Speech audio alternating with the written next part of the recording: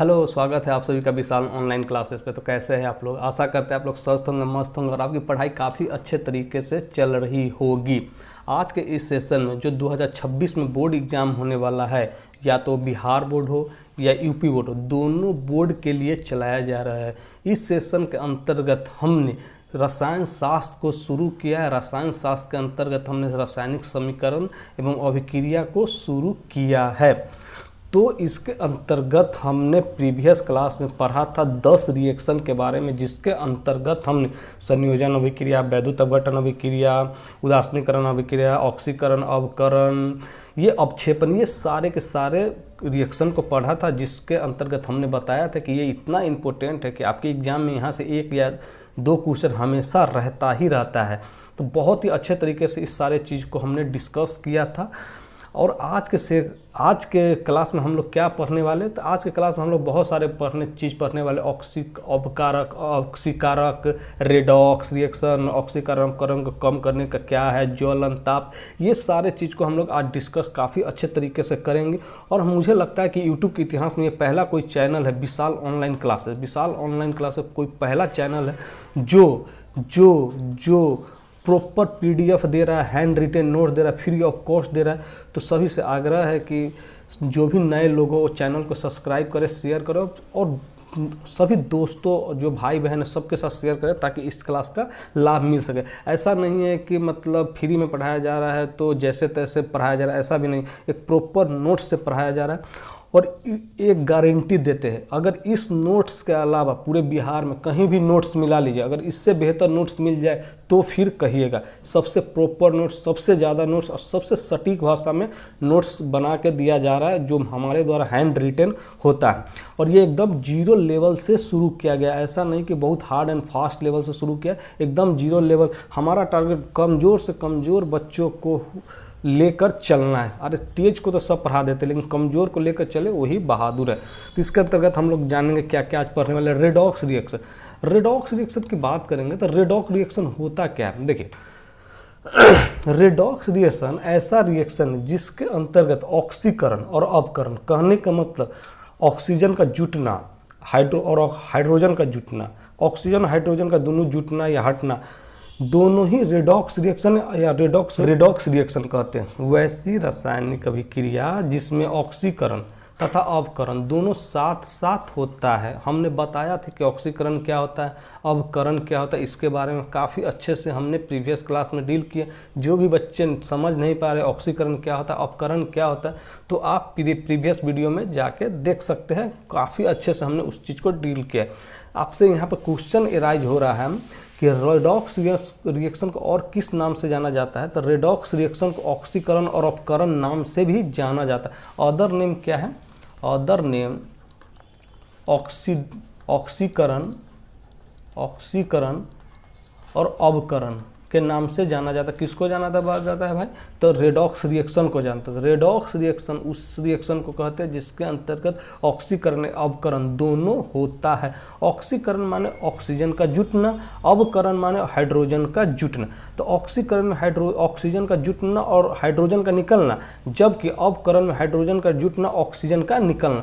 तो आइए देखते हैं। जब H2O का मतलब, H2 का मतलब होता है हाइड्रोजन, O2 का मतलब होता है ऑक्सीजन। जब इस दोनों को रिएक्शन कराएंगे तो वाटर बनता है। CeO कॉपर ऑक्साइड, इसको क्या बोलते हैं? कॉपर ऑक्साइड बोलते हैं। कॉपर ऑक्साइड की जब हाइड्रोजन से अभिक्रिया, H2 यानी हाइड्रोजन से अभिक्रिया कराई जाती है तो कॉपर बनता है। क्या बनता है भाई? कॉपर बनता है और प्लस वाटर बनता है। क्या बनता है? वाटर बनता है। तो यहाँ देखिए, यहाँ ऑक्सीजन जुट रहा है, यहाँ पर हाइड्रोजन जुट रहा है, यहाँ पर हाइड्रोजन जुट रहा है। तो H2S क्या होता है?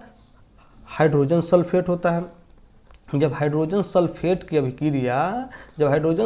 अभिक्रिया क्लोरीन से कराई जाती है तो HCl हाइड्रोक्लोरिक एसिड बनता है। क्या बनता है? हाइड्रोक्लोरिक एसिड प्लस सल्फर, इसको सल्फर बोलते हैं। तो आई थिंक ये चीज़ आपको क्लियर हो गया होगा। वैसी रासायनिक समीकरण या अभिक्रिया जिसमें ऑक्सीकरण अवकरण दोनों साथ साथ होता है। ऑक्सीकरण मीन्स ऑक्सीजन का जुटना, हाइड्रोजन का अलग होना, अवकरण माने हाइड्रोजन का जुटना, ऑक्सीजन का अलग होना। ये चीज़ आपको अच्छे से समझ में आ गया होगा। आगे आइए जानते हैं आगे क्या होता है। अब एक बात है, ऑक्सीकरण अपकरण है। रेडॉक्स अभिक्रिया में ऑक्सीकरण और अपकरण दो वर्ड है। तो ऑक्सीकरण क्या होता है भाई, इसको काफ़ी देखिए, ये ऐसा सेक्टर है ऑक्सीकरण और अवकारक। ऑक्सीकारक और अवकारक एक ऐसा पार्ट है केमिस्ट्री का, इसमें हमेशा लोग कन्फ्यूजन में रहते हैं। इवन हम जब पढ़ते थे तो हम भी इसमें कन्फ्यूजन रहते थे कि भाई ऑक्सीकारक क्या होता है, अवकारक क्या होता है। तो ये देखिए मोटा मोटी आप डिफिनेशन जान लीजिए, ऑक्सीकारक क्या होता है, अवकारक क्या होता है। उसके बाद हम एट ए ग्लांस कहने के बाद एक नज़र में देखेंगे कि प्रॉपर इन्फॉर्मेशन के साथ देखेंगे। देखिए रासायनिक अभिक्रिया जिस पदार्थ का अवकरण होता है, तो यहाँ पे ये चीज़ समझ गए अवकरण, तो यहाँ पर आपको क्लियर होना चाहिए अवकरण होता क्या है। ये चीज़ नहीं क्लियर होगा, ये बात हम जान रहे हैं कि नहीं क्लियर हुआ होगा किसी को। अवकरण होता क्या, तो चलिए हम इसके बारे में आगे जानेंगे। अवकारक क्या है भाई, अवकारक क्या है, इसमें ऑक्सीकरण होता है, इसमें जस्ट उल्टा। अवकारक में होता है, अवकारक में होता है ऑक्सीकरण। ऑक्सीकरण क्या होता है, ऑक्सीकरण। और ऑक्सीकारक में होता है अवकारक, क्या होता है, अवकारक होता है। तो ये चीज़ दो चीज़ पर डील करना है। ये दो चीज़ कहाँ से डील होगा, तो चलिए आगे देखते हैं। इसको अच्छे तरीके से समझने के लिए हमने ये प्रयास किया है समझाने का आपको कि अच्छे से समझ में आ जाए, क्योंकि ऐसा कोई नहीं बताता।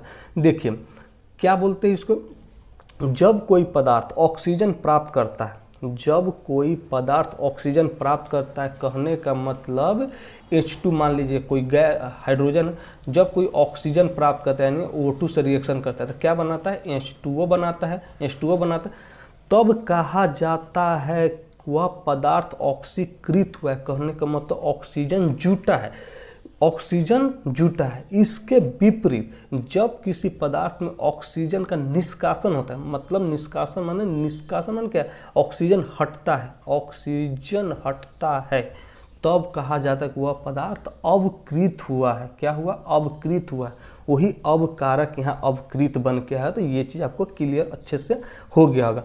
अगर दो बार पढ़ेंगे ना, एक दो बार पढ़ेंगे तो आपको बहुत ही अच्छे से क्लियर हो जाएगा कहना क्या चाह रहा है। तो एक बार सुन लीजिए। और जब कोई पदार्थ ऑक्सीजन प्राप्त करता है, ये तो हम समझ गए ऑक्सीजन प्राप्त करता है, तब कहा जाता है कि ऑक्सीकृत हुआ है, कहने का मतलब ऑक्सीजन जुटा है।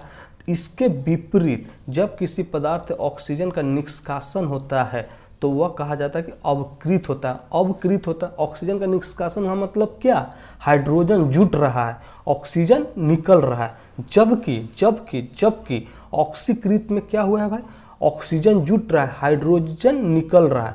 तो यहाँ पर बहुत ही अच्छे से इसको समझना है। जिस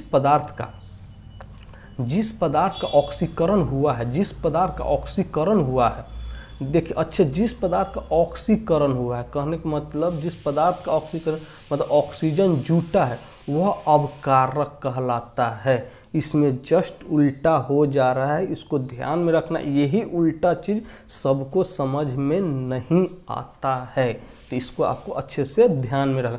ऑक्सीकरण होता है तो क्या होता है, अवकारक हुआ, उल्टा हो गया। तथा जिस पदार्थ का अवकरण होता है, कहने को अपकरण के बारे में पीछे बताए हैं, ऑक्सीजन का निष्कासन यानी हाइड्रोजन का जुटना, तो वह ऑक्सीकारक कहलाता है। इसमें कन्फ्यूजन बिल्कुल मत होइएगा, ये जस्ट उल्टा हो जाता है। आपको अच्छे तरीके से हमने इसको एक फॉर्मेट बना कर समझाने का प्रयास किया है।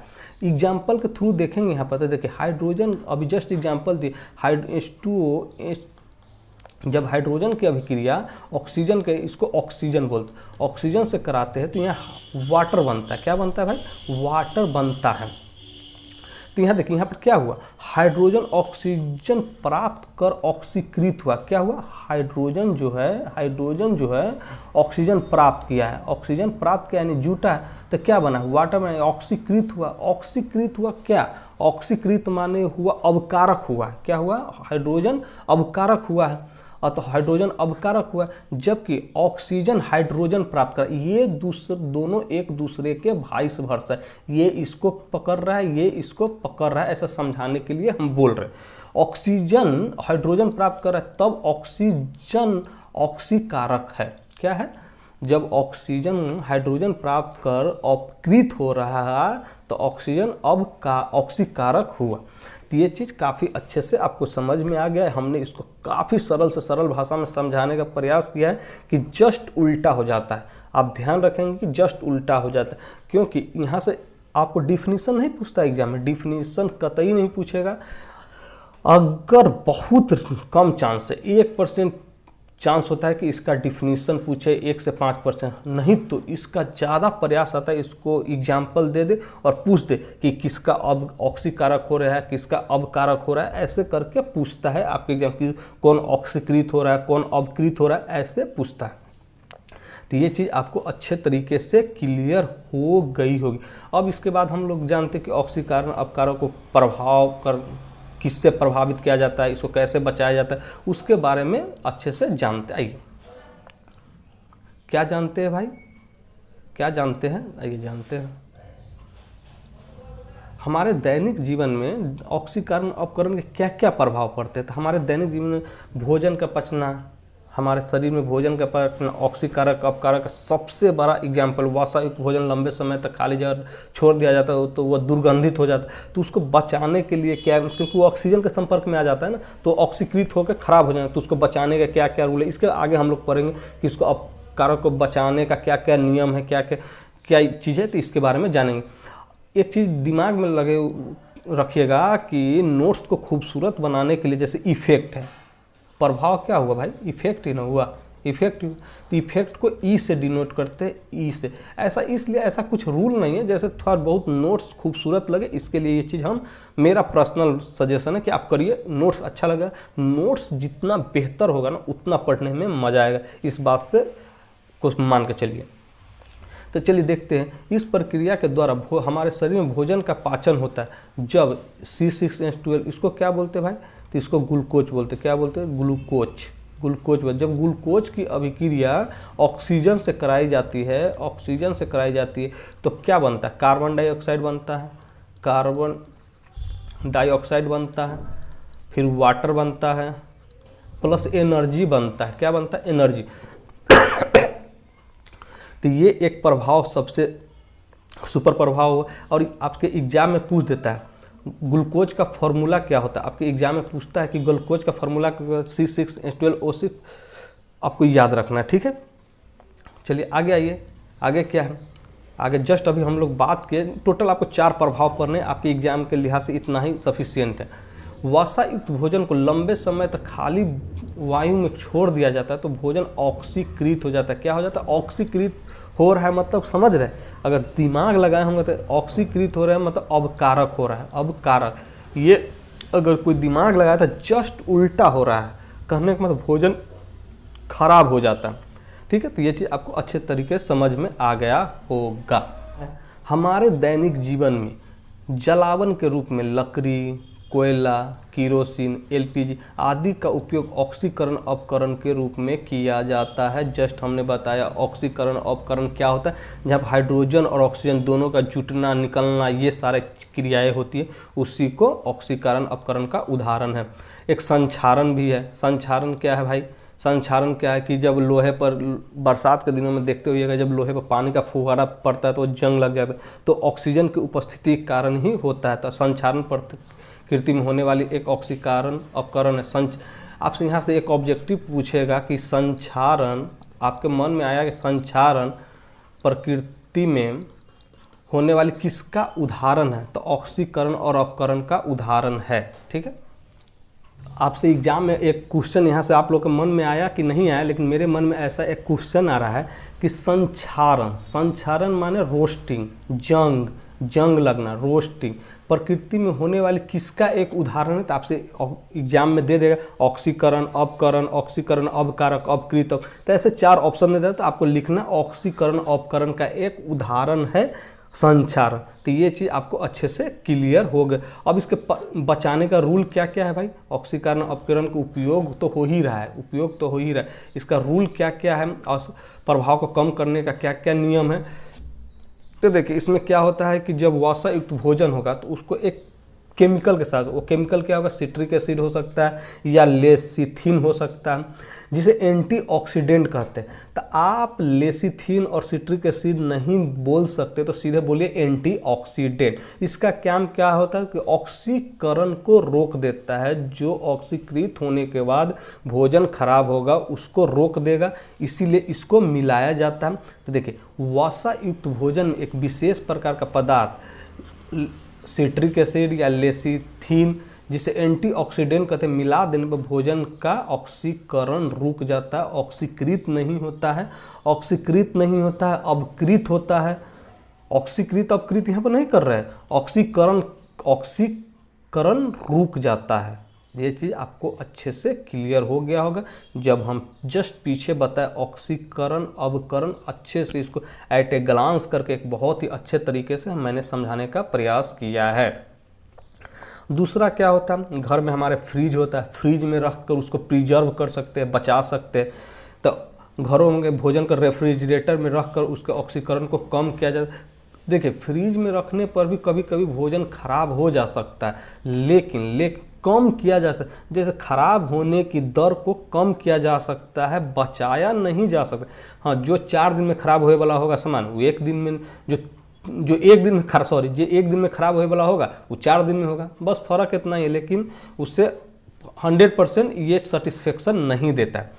और तीसरी बात करें तो भोजन को वायुरुद्ध बर्तनों में रख कर भी कम किया जा सकता है। कोई मम्मी लोग देखते हुए है कि कोई मम्मी लोग इतना बड़ा बड़ा ड्रम रखती है स्टील का, उसको इतना टाइटली पैक कर देगी कि खुलने से नहीं खुलता है रहता है, हमेशा देखिएगा नहीं खुलते रहता है। तो यहाँ इसकी वायुरुद्ध बर्तनों के माध्यम से भी ऑक्सीकरण को कम किया जा सकता है। ठीक है, तो ये चीज़ आपको क्लियर हो गया। 3 ही आपके लिए काफ़ी इंपॉर्टेंट। आइए देखते हैं नेक्स्ट टॉपिक क्या है। ये दहन, दैट मीन्स कंबसन। कंबसन का मतलब होता है to combust any things that are found in our environment when they react with oxygen. ठीक है, तो उसी को कंबसन कहते हैं, दैट मीन्स दहन। तो जब किसी पदार्थ को ऑक्सीजन की उपस्थिति में, that means where oxygen found जलाया जाता है, तो ऊष्मा और प्रकाश उत्पन्न होता है।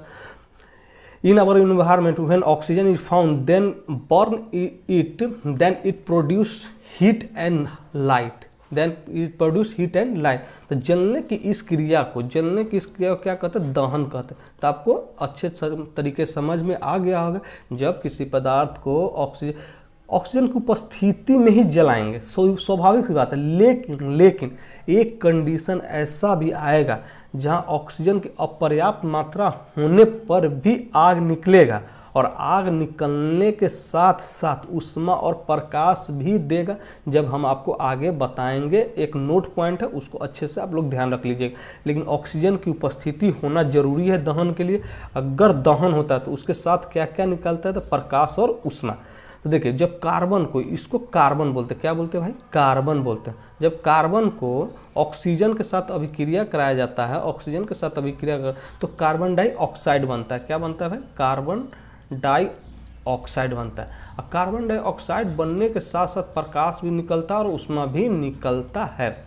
वही अगर बात करेंगे सल्फर को, सल्फर की अभिक्रिया, इसको सल्फर बोलते हैं। क्या बोलते हैं, सल्फर की अभिक्रिया जब ऑक्सीजन से कराई जाती है, ऑक्सीजन, तो इसको बनता है सल्फर डाइऑक्साइड। क्या बोलते हैं इसको, सल्फर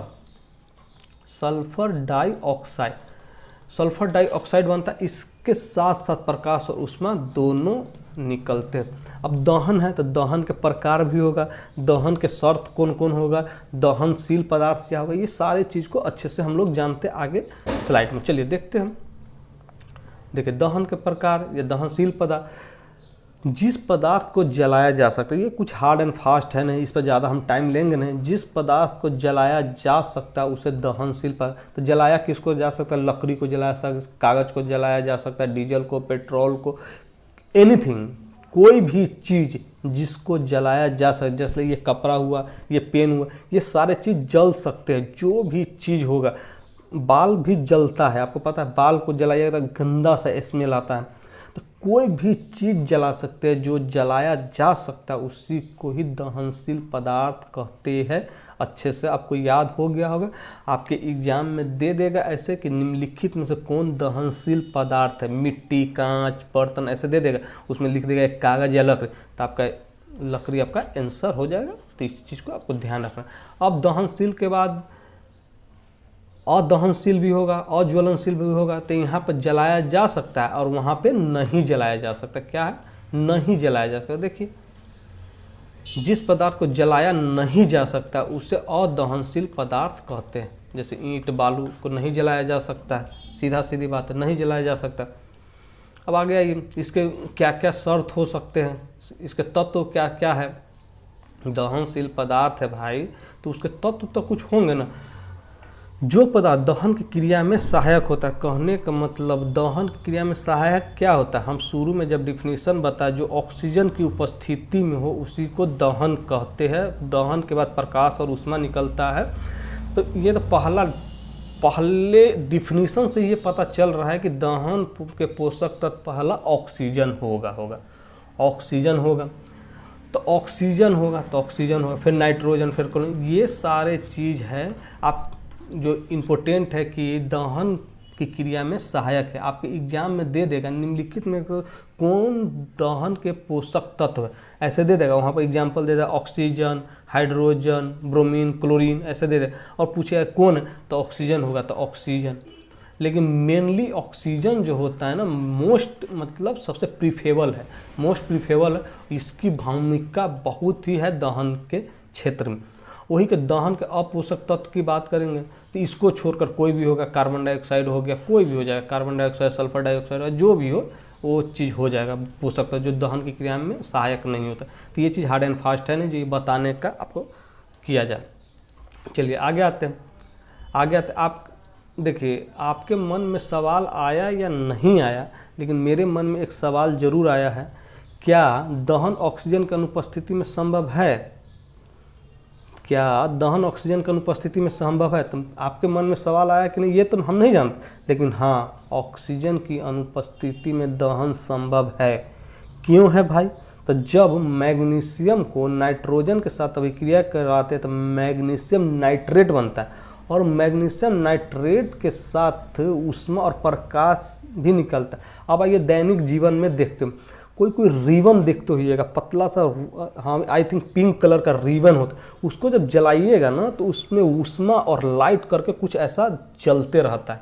तो वो परफेक्ट एग्जाम्पल है इस चीज़ का। तो ऑक्सीजन की अनुपस्थिति में संभव है दहन? बिल्कुल है, बिल्कुल है। जब मैग्नीशियम, इसको क्या बोलते हैं? मैग्नीशियम बोलते हैं, इसको क्या बोलते हैं? नाइट्रोजन बोलते हैं। इसको जब अभिक्रिया कराया जाता है तो मैग्नीशियम नाइट्रेट बनता है, साथ के साथ ऊष्मा और प्रकाश। क्योंकि हम जब दहन का डिफिनीशन बताए थे तो ऑक्सीजन की